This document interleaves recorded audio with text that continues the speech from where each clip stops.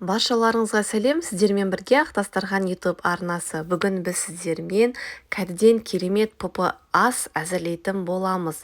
Құрамына керек заттар: кәді, қызанақ, ірімшік, тартылған ет және ас көктер қажет болады.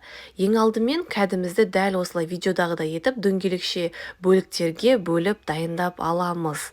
Дайын болған кәдіні пергамент қағазына орналастырып шығамыз, духовкаға пісіріп алу үшін.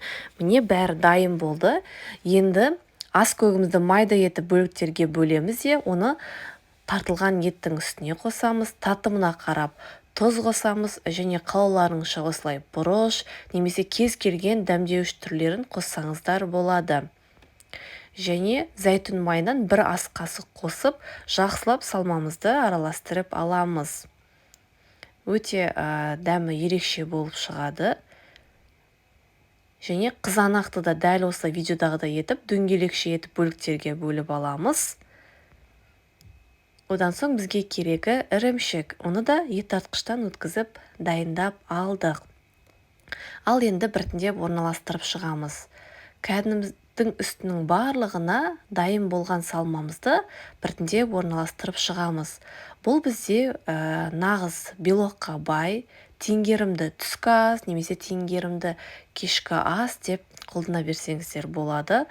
Арықтау кезінде жүрген болсаңыз, сіз үшін өте таптырмас ас болып табылады. Барлығының үстіне помидорымызды осылай біртіндеп орналастырып шығамыз. Міне дайын болды.